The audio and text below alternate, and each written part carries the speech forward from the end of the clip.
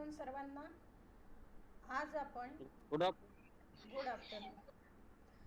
आज आपण द्वितीय सत्रामधल्या पहिला पेपर अध्ययन आणि अध्यापन या पेपरला आपण सुरुवात करणार आहोत. अध्ययन आणि अध्यापन हा जो विषय आहे, या विषयामधलं आपण आज अध्ययन म्हणजे काय आणि अध्ययनाची संकल्पना हे अभ्यासणार आहोत. आता अध्ययन हा जो शब्द आहे, आपण म्हणतो की अध्ययन म्हणजे शिकणे किंवा शिक्षण घेणे म्हणजे अध्ययन करणे. परंतु सर्वसामान्य जीवनामध्ये आपण बऱ्याच अशा गोष्टी शिकत असतो. दैनंदिन जीवनामध्ये प्रत्येक मनुष्य हा जन्मापासून काही ना काही शिकत असतो. जसं आपण पाहतो की दैनंदिन जीवनामध्ये आपण पोहणे असेल, सायकल चालवणे असेल, त्यानंतर कविता पाठ करणे, टंकलेखन करणे, लिहिणे, खेळामध्ये कौशल्य प्राप्त करणे किंवा स्वयंपाक करणे, हे सुद्धा शिकण्याचीच प्रक्रिया आहे.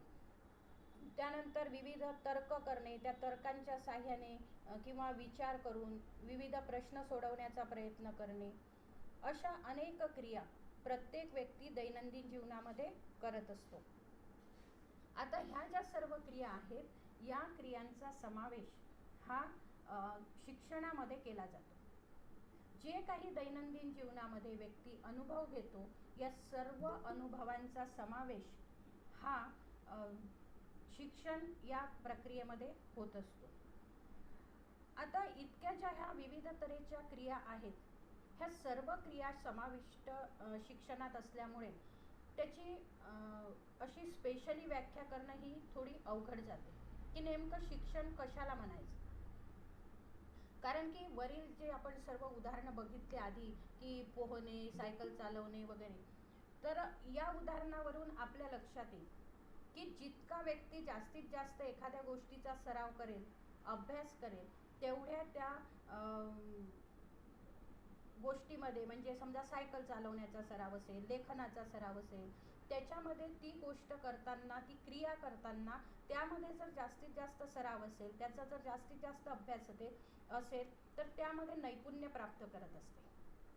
आणि हळूहळू तो सराव मग त्याचा अंगवळणी पडला की आपण म्हणू शकतो की ती क्रिया शिकलेली आहे. आणि म्हणून यावरून आपल्या लक्षात येईल की शिक्षणामुळे किंवा शिकण्यामुळे व्यक्तीच्या वर्तनामध्ये काही ना काही बदल घडून येत असतो. उदाहरणार्थ एखादी क्रिया जर आज आपण शिकायला घेतली, उदाहरणार्थ आजपासून मी सायकल चालवणार हे जर आपण ठरवलं आणि सायकल चालवायला सुरुवात केली, तर सुरुवातीला आपण फक्त सायकल हातात धरून त्याचा बॅलन्स सांभाळणे, त्यानंतर त्याच्यावर पायडल मारणे, नंतर हळूहळू सीटवर बसून चालवणे, अशा हळूहळू ज्या क्रिया आहेत, ह्या स्टेप बाय स्टेप म्हणजे पायरी पायरीने आपण त्या पुढे जात असतो आणि शिकत असतो. असं केव्हा होत नाही की पहिल्यांदाच सायकल हातात घेतली आणि डायरेक्ट आपण चालवायला लागलो. त्यामध्ये आपल्याला प्रत्येक ज्या सूक्ष्म सूक्ष्म अशा गोष्टी आहेत, त्या जे बारकावे आहेत, ते लक्षात घेऊन त्यावर प्रभुत्व मिळवून, नैपुण्य मिळवून नंतर कुठे ती गोष्ट आपल्याला आपण शिकली असं आपण म्हणू शकतो. आणि म्हणून दैनंदिन जीवनात व्यक्ती ज्या काही क्रिया करतात आणि त्या क्रियेमधून व्यक्तीला जे जे काही अनुभव येतात आणि त्या अनुभवातून व्यक्तीच्या वर्तनात जे बदल होतात, त्या बदलांना शिकणे असं म्हटलं जाते किंवा अध्ययन असं म्हटलं जाते. परंतु जो बदल झालेला आहे, हा बदल तात्पुरत्या स्वरूपाचा नसावा. तो झालेला बदल हा कायम स्वरूपी टिकणारा असला पाहिजे, तरच त्याचं शिक्षण झालं असं आपण म्हणू शकतो.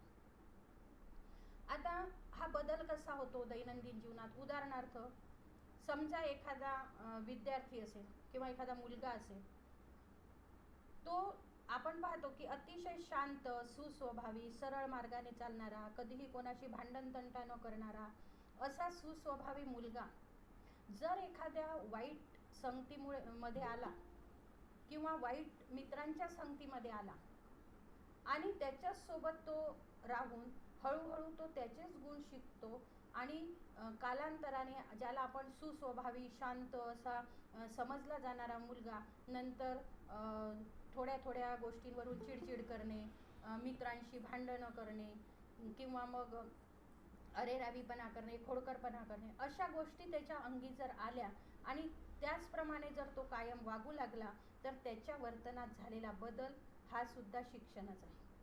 जरी तो नकारात्मक स्वरूपाचा आहे, कोणालाच हा बदल अपेक्षित नसतो आणि कोणालाच तो आवडत सुद्धा नाही, परंतु जे काही त्यांनी अवगत केलेला आहे त्या अनुभवातून त्याच्यात जो बदल झाला आहे त्याला मात्र आपण शास्त्रीय दृष्ट्या शिक्षणच म्हणत असतो.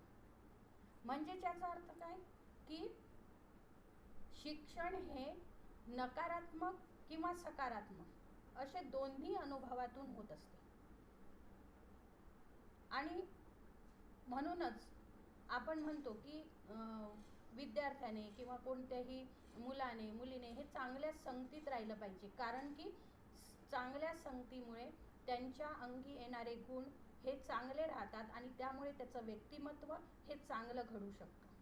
आणि व्यक्तिमत्व चांगलं केव्हा घडते, जेव्हा आपण शिक्षण घेतो, म्हणजेच चांगल्या गोष्टी आपल्या अंगी बाळगून आपण त्याद्वारे काहीतरी आपल्या वर्तनात बदल करत असतो. तर ह्या ज्या नकारात्मक गोष्टी असतात ह्या सुद्धा आपण शिक्षण या प्रक्रियेत समाविष्ट करू शकतो, कारण की शिक्षण तज्ज्ञांच्या आणि मानसशास्त्रज्ञांच्या मते शास्त्रीय दृष्ट्या नकारात्मक आणि सकारात्मक दोन्ही प्रकारच्या अनुभवातून प्राप्त झालेल्या या अनुभवातून जर वर्तनात बदल होत असेल, परिवर्तन होत असेल, तर त्याला शिक्षण असं म्हटले जाते.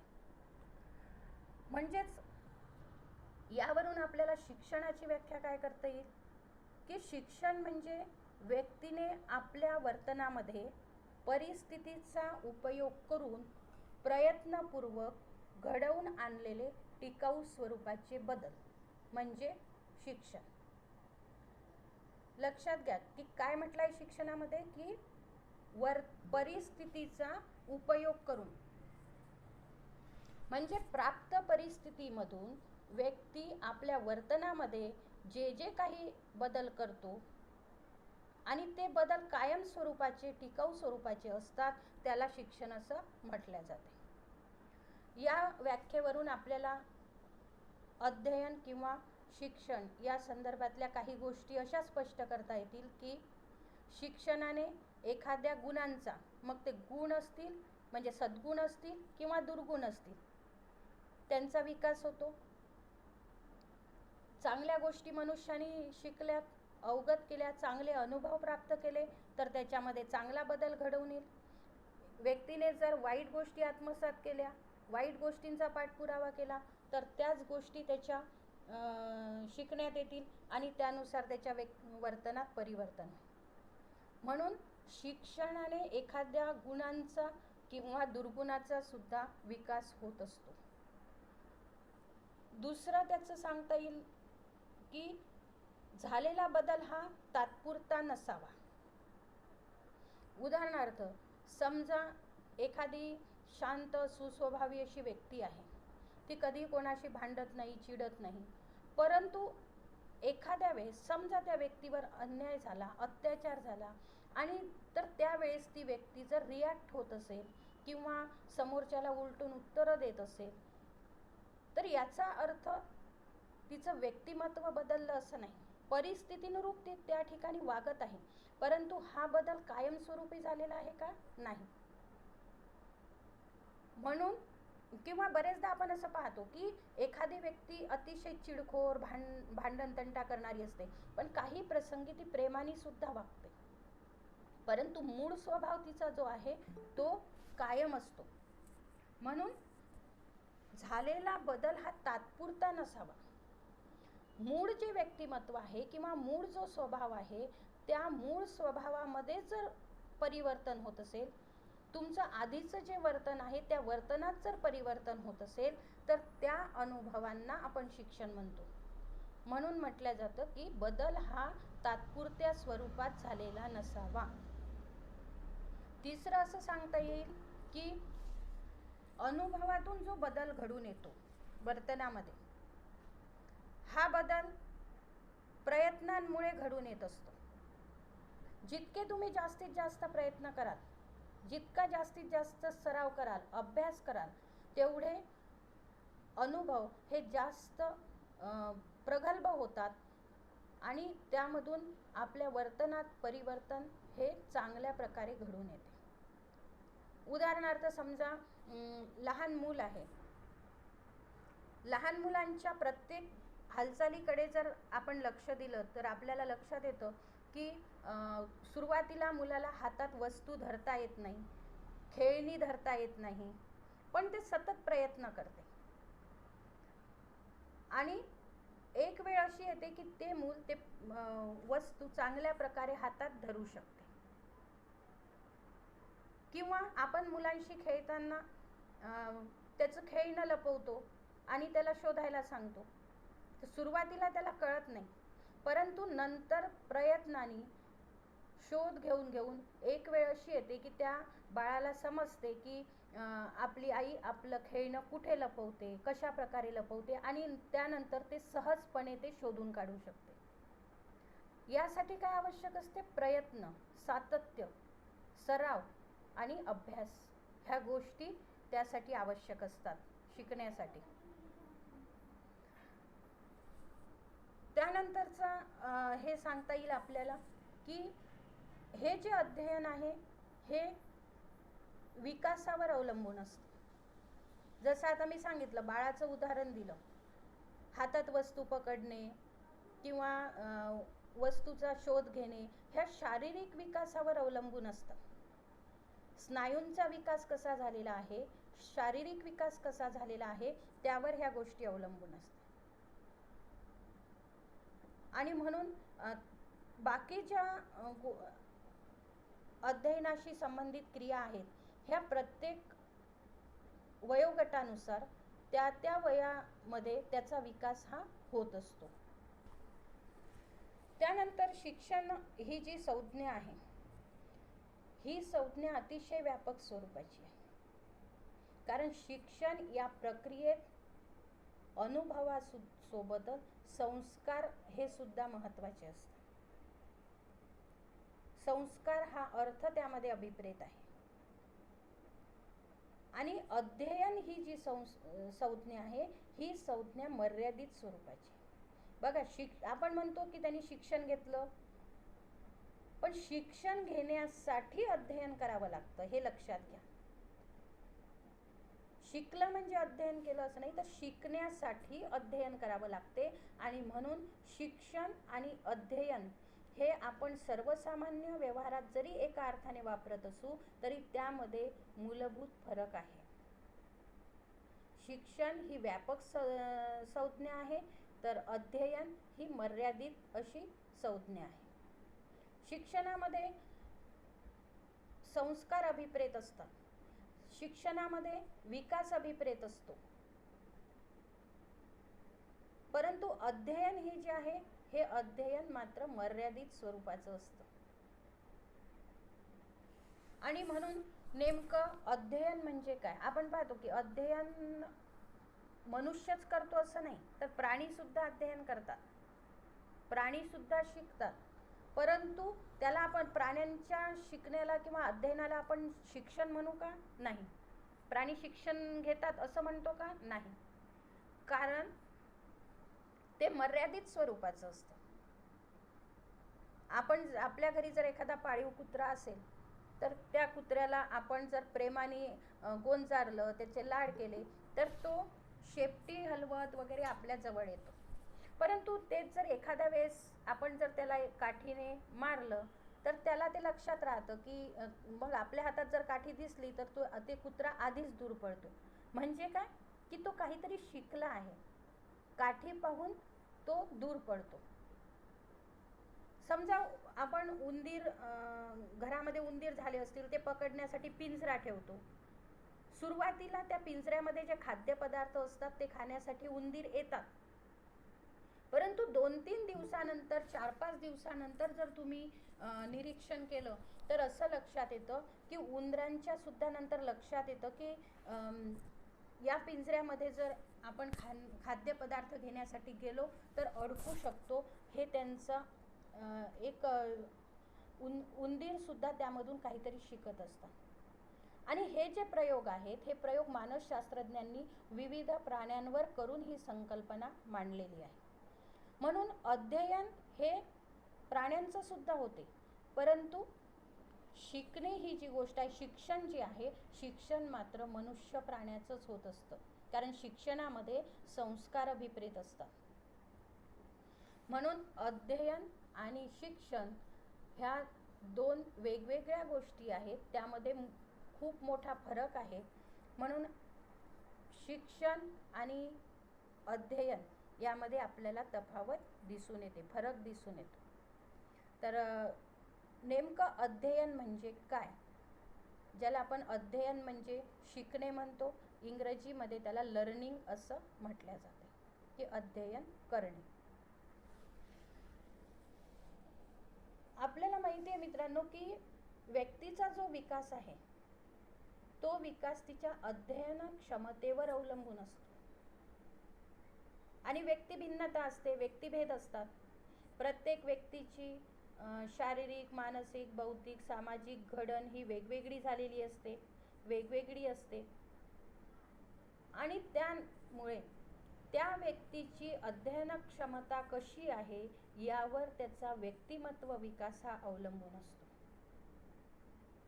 आणि व्यक्तिमत्व विकास ही संकल्पना जर तुम्ही अभ्यासली असेल किंवा पुढे तुम्हाला अभ्यासाला आहेच मानसशास्त्रामध्ये, तर त्यावरून तुमच्या लक्षात येईल की व्यक्तिमत्व विकास ही अतिशय व्यापक संकल्पना आहे.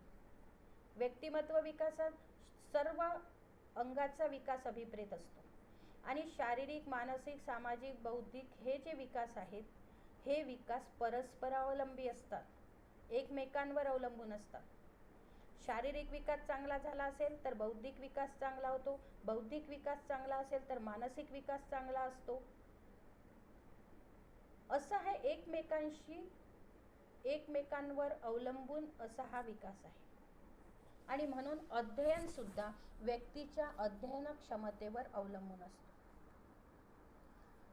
विद्यार्थी शाळेत शिकण्यासाठी येतात म्हणजे काय, की विद्यार्थी शाळेत शिकण्यासाठी येतात म्हणजे तेव्हापासून त्यांचं शिक्षण सुरू होते का? नाही. मूल हे जन्मतः शिकत असते. जन्मापासून मुलाच्या शिक्षणाची प्रक्रिया सुरू होते. म्हणजेच कुटुंबापासूनच मुलाच्या शिक्षणाची प्रक्रिया सुरू झालेली असते. उदाहरणार्थ समजा नुकतंच जन्म झालेलं मूल हे सुद्धा शिकतच असते. जरी त्याला बोलता येत नसेल तरीही ते शिकत असते, कारण आईच्या गर्भामध्ये मुलाच्या मेंदूची वाढ ही जवळपास 80% पूर्ण झालेली असते. आणि त्यामुळे जन्मानंतर मूल चांगल्या प्रकारे जे जे काही त्याच्या अवतीभवती असेल त्याचं निरीक्षण करू शकते. आता उदाहरणार्थ जर आपण घेतलं तर आपल्या लक्षात येईल की मुलाचा जन्म झाल्यानंतर मुलाला भूक लागली असेल तर त्याला दूध प्यायचं हे शिकवावं लागत नाही. किंवा त्याला जर काही दुखापत झाली किंवा काही त्याला म्हणजे अणिजी वाटायला लागलं तर ते मूल रडायला लागते आणि रडून आपल्या आईचं आपल्याकडे आईला आकर्षित करून घेते. म्हणजे हे काय, एक प्रकारे शिकण्याची प्रक्रियाच आहे. म्हणून मूल हे जन्मापासूनच शिकत असते, नव्हे तर जन्मपूर्व जी अवस्था आहे तिथपासून मूल शिकत असते. आणि म्हणूनच आपल्याला सर्वांना माहिती आहे की गर्भावस्थेमध्ये आईला चांगलं वाचन केलं पाहिजे, चांगले आईवर आईने चांगलं खाल्लं पाहिजे किंवा आईने चांगलं हे केलं पाहिजे, जेणेकरून त्या आई जे काही वर्तन करेल त्याचे संस्कार हे मुलांवर पडतात असं गर्भसंस्कारमध्ये सांगितल्या जाते. यामागे हे शास्त्रीय कारण आहे की मुलाचा विकास हा गर्भावस्थेपासूनच सुरू झालेला असतो आणि म्हणून जे जे काही चांगल्या गोष्टी त्याच्या आजूबाजूला असतील, आईचं वर्तन चांगलं असेल, आईचं खाणं पिणं चांगलं असेल, तर ते संस्कार त्या गर्भावर होत असतात, म्हणजे पर्यायाने त्या मुलावर होत असतात असं म्हटल्या जाते. यामागे हा शास्त्रीय कारण हे आहे की मुलाचा मेंदूचा विकास हा गर्भावस्थेतच 80% पूर्ण झालेला असतो आणि उर्वरित जो 20% विकास आहे तो जन्मानंतर होत असतो. त्यातही त्यातला 10% विकास हा मूल 5 वर्षाचं होईपर्यंत होतो आणि राहिलेला 10% विकास हा मुलाच्या 18 वर्षापर्यंत पूर्ण होतो. म्हणून अध्ययनाची जी प्रक्रिया आहे ही अध्ययनाची प्रक्रिया जन्मतःच सुरू झालेली असते असं म्हटल्या जाते. आता शिकण्याची जी मनुष्याची प्रवृत्ती आहे, या शिकण्याच्या प्रवृत्तीमुळेच मनुष्य परिस्थितीशी समायोजन साधू शकतो. समायोजन क्षमता ही नैसर्गिक प्रत्येक व्यक्तीच्या अंगी असते, फक्त त्याचं प्रमाण हे कमी जास्त असते. एखादी व्यक्ती खूप चांगल्या प्रकारे ॲडजस्टमेंट करून घेते. प्राप्त परिस्थितीशी कितीही विपरीत परिस्थिती असेल तर त्या परिस्थितीशी कसं समायोजन करायचं हे त्या व्यक्तीला खूप चांगल्या प्रकारे जमतं. याचा अर्थ त्याचा व्यक्तिमत्व विकास चांगला झालेला आहे. म्हणून समायोजन क्षमता हे व्यक्तिमत्वाचं एक चांगलं लक्षण समजल्या जाते. व्यक्तीची समायोजन क्षमता जितकी जास्त चांगली तितकं त्या व्यक्तीचं व्यक्तिमत्व चांगलं. आणि ही समायोजन क्षमता कुठून निर्माण होते व्यक्तीमध्ये, तर शिक्षणामुळे म्हणजेच अध्ययनामुळे ती निर्माण होत असते. म्हणून परिस्थितीशी समायोजन करून ज्या काही समस्या असतात त्या समस्या सोडवण्यासाठी अध्ययन मदत करत असते. तर हे जी अध्ययन प्रक्रिया आहे, तर याला नेमकं अध्ययन म्हणजे काय? अध्ययन म्हणजे नेमकं काय करतो विद्यार्थी? अध्ययन करतो म्हणजे काय करतो? तर याच्या वेगवेगळ्या व्याख्या ह्या मानसशास्त्रज्ञांनी सांगितलेल्या आहेत. त्यामध्ये पहिली व्याख्या अशी सांगता येईल की अध्ययन म्हणजे व्यक्तीने आपल्या वर्तनामध्ये अनुभवाने घडवून आणलेले टिकाऊ स्वरूपाचे बदल म्हणजे अध्ययन.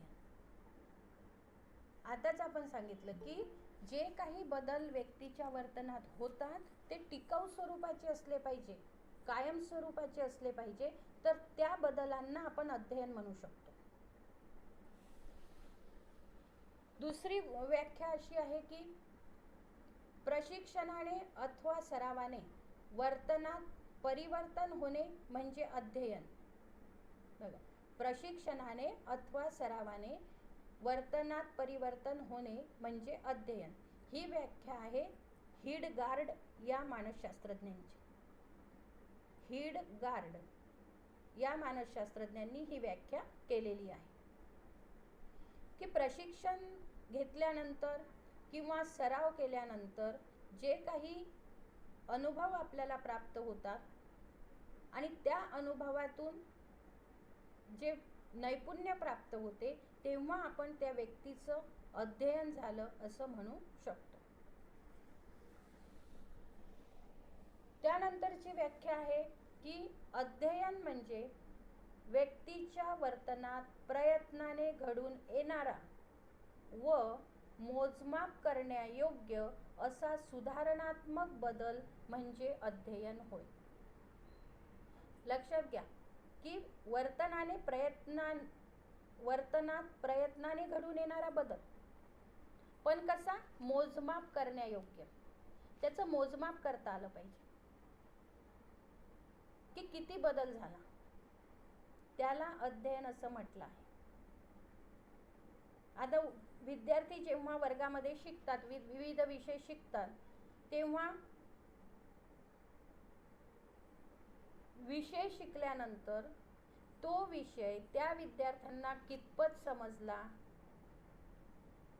त्या विषयामधून त्या विद्यार्थ्यांमध्ये कोणती जीवन कौशल्य प्राप्त झाली, कोणते मूल्य संवर्धित झाले, किती प्रमाणात झाले, हे जर बघायचं असेल तर त्यासाठी मग आपल्याला मूल्यमापन करावं लागतं, मोजमाप करावी लागते आणि त्यासाठी विविध साधनं असतात. या साधनांचा वापर करून आपण अध्ययन किती झालं हे मोजू शकतो. आणि म्हणून म्हटलं आहे की होणारा बदल हा मोजमाप करण्यायोग्य असावा, त्याचं मोजमाप करता आलं पाहिजे, त्याला अध्ययन असं म्हटलेलं आहे. त्यानंतर मन आणि गिलफोर्ड हे जे मानसशास्त्रज्ञ आहेत, म्हणजे मन आणि गिलफोर्ड यांनी असं म्हटलं आहे की अध्ययन म्हणजे अनुभव व वर्तन यामधील सुधारणा होय. अनुभव आणि वर्तन यामधील सुधारणा होय. मनुष्याला अनुभव आल्यानंतर त्या अनुभवातून तो आपल्या वर्तनात काय सुधारणा करतो यावर त्याचं अध्ययन हे अवलंबून असतं. आणि ह्या प्रत्येक व्याख्या जर तुम्ही लक्षात घेतल्या तर तुमच्या एकच लक्षात येईल की प्रत्येक ठिकाणी अनुभव आणि वर्तनात होणारा बदल हे दोन मुद्दे सातत्याने आलेली आहे. की अध्ययन होण्यासाठी अनुभव घेणं महत्त्वाचं आहे आणि जर तुम्ही अनुभव घेतला तर त्या अनुभवातून जे काही तुम्ही अनुभव घेतले, जे काही संपादित ज्ञान असेल तुमच्याकडे, त्या संपादित ज्ञानातून, त्या अनुभवातून तुम्ही तुमच्या व्यक्तिमत्वामध्ये, तुम्ही तुमच्या वर्तनामध्ये जर बदल करू शकत असाल आणि तो बदल जर कायमस्वरूपी टिकणारा असेल तर त्या ठिकाणी तुमचं अध्ययन झालं असं समजल्या जातं. आणि म्हणून अध्ययनाची सर्वसामान्य अशी व्याख्या करताना सर्व जे विचारवंत आहेत त्या विचारवंतांनी केलेल्या व्याख्या लक्षात घेऊन एक जी सर्वसामान्य अशी व्याख्या केली जाते ती व्याख्या अशी सांगता येईल की अनुभव, कृती, प्रशिक्षण, निरीक्षण यांच्याद्वारे वर्तनात बदल घडवून आणणारी प्रक्रिया म्हणजे अध्ययन होय. बघा, अनुभव, कृती, प्रशिक्षण, निरीक्षण यांच्याद्वारे वर्तनात बदल घडवून आणणारी प्रक्रिया म्हणजे अध्ययन होय. मात्र शारीरिक दुखापत, आजार, थकवा येणे किंवा औषध यातून घडून आलेले वर्तन बदल हे अध्ययनात समाविष्ट होत नाही. एखादी शारीरिक दुखापत झाली असेल किंवा काही आजार असेल, एखादा काही गंभीर आजार झाला तर त्या आजारातून बरं झाल्यानंतर जे काही बरेचदा वर्तन परिवर्तन होतं त्याला आपण अध्ययन म्हणत नाही. म्हणून उदाहरणार्थ समजा एखाद्या व्यक्तीची आजारपणामध्ये जर वाचा गेली, तो बोलू शकत नाही, तर तिच्या पूर्वीच्या वर्तनात आणि आताच्या वर्तनात जो काही बदल झाला असेल, आजारपणामुळे ती व्यक्ती चिडचिड करू लागली असेल तर याला आपण अध्ययन म्हणत नाही. कारण अध्ययनासाठी कृती आवश्यक आहे, अनुभव आवश्यक आहे आणि प्रशिक्षण किंवा निरीक्षण आवश्यक आहे. या गोष्टींची गरज असते अध्ययनासाठी. म्हणून शारीरिक दुखापत, आजार, थकवा किंवा औषध यातून होणारे जे बदल असतात व्यक्तीच्या शरीरामध्ये, व्यक्तीच्या व्यक्तिमत्वामध्ये, त्या बदलांना आपण अध्ययन म्हणू शकत नाही.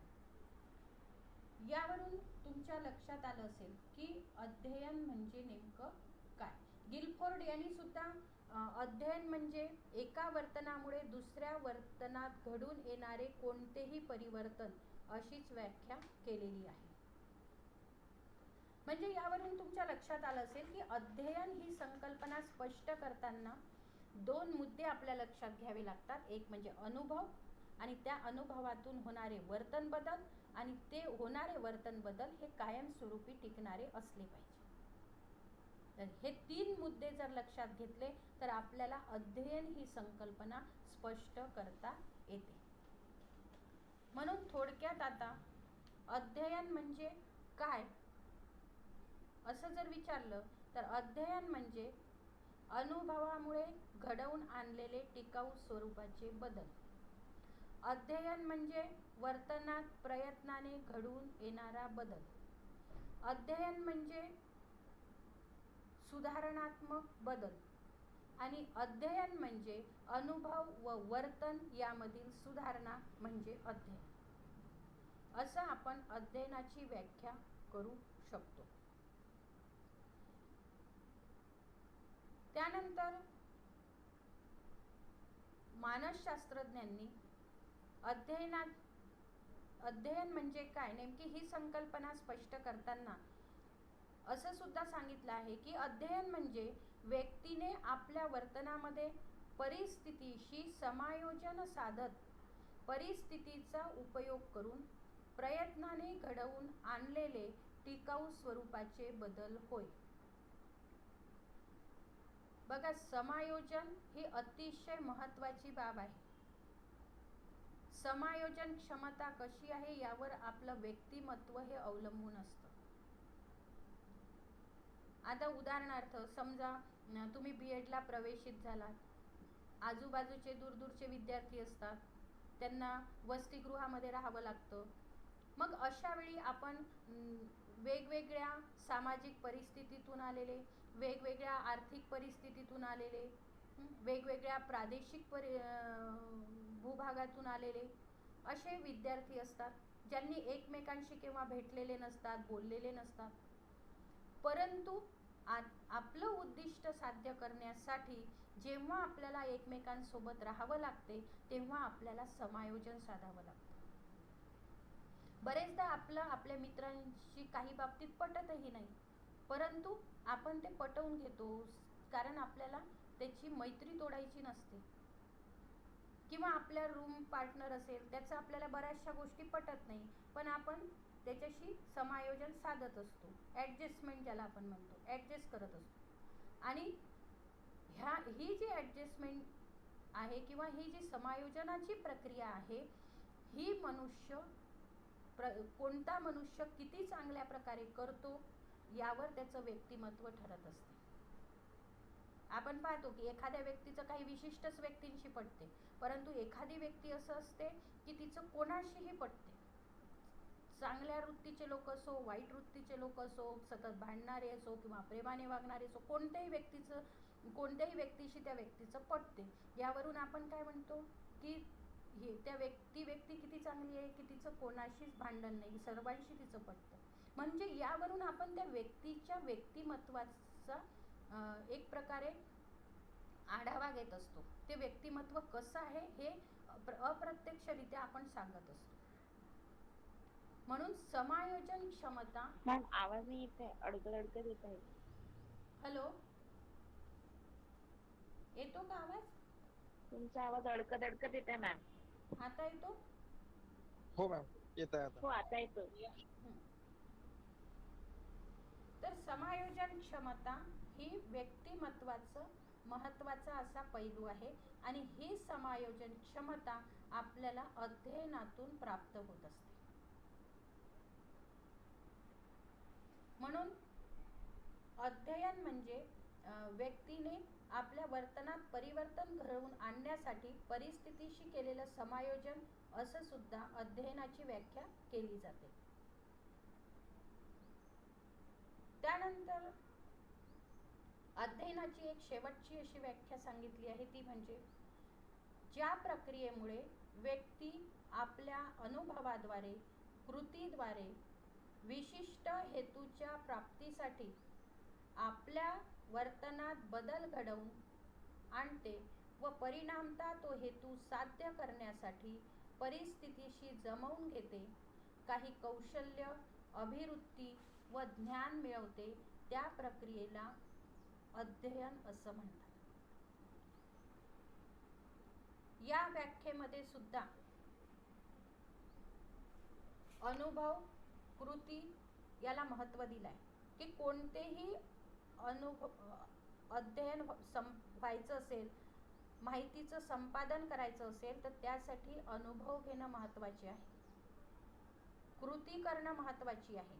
आणि या अनुभवामध्ये किंवा या कृतींमध्ये, या सरावामध्ये सातत्य असणं गरजेचं आहे.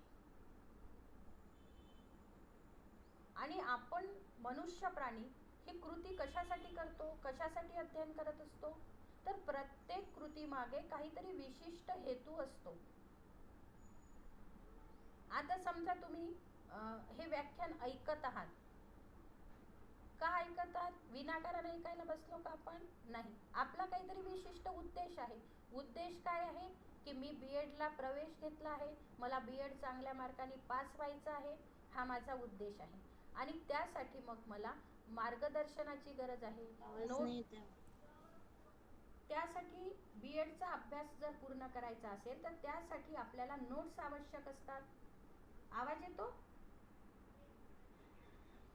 आवाज येतो? हो मॅम. मध्ये मध्ये तुटत हो मॅम, आता असेल. येतोय. हा, मध्ये मध्ये थोडासा खंडित होत असेल आवाज. होता है मध्ये मध्ये. हा, तर आपल्याला आपल्या विशिष्ट हेतूच्या ध्येय पूर्ततेसाठी प्रत्येक व्यक्तीची कोणतीही कृती ही निरर्थक नसते.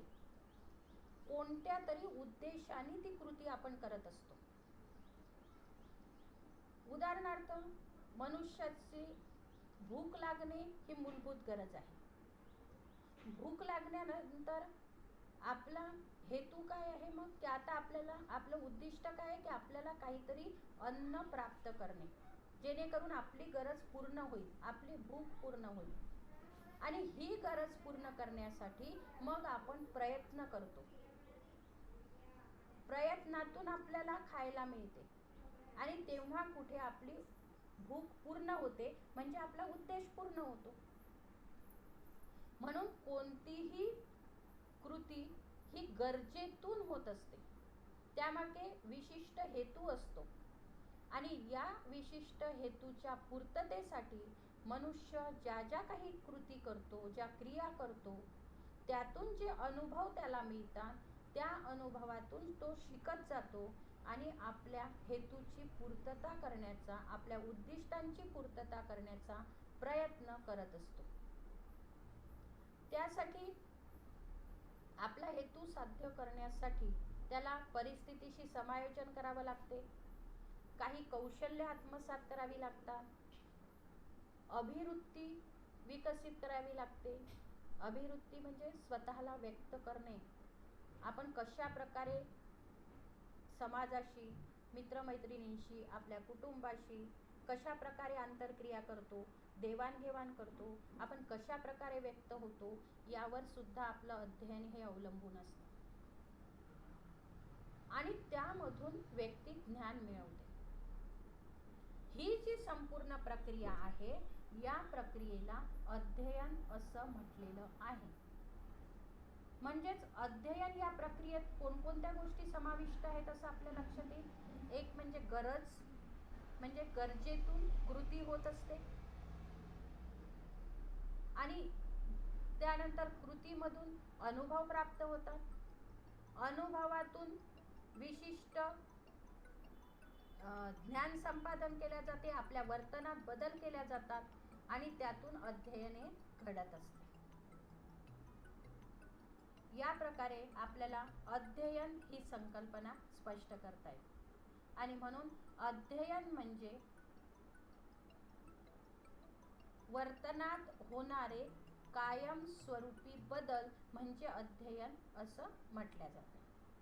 तेव्हा शिक्षण आणि अध्ययन यामधला हा फरक लक्षात घेऊन, शिक्षण ही व्यापक संज्ञा आहे, अध्ययन ही मर्यादित स्वरूपाची संज्ञा आहे. अध्ययनातूनच आपण शिक्षण घेत असतो. म्हणजे शिक्षण घ्यायसाठी आपल्याला अध्ययन करणं गरजेचं आहे आणि अध्ययन करण्यासाठी आपल्याला प्रत्यक्ष कृती करणे गरजेचं आहे आणि त्या कृतीमध्ये सातत्य असणं गरजेचं आहे.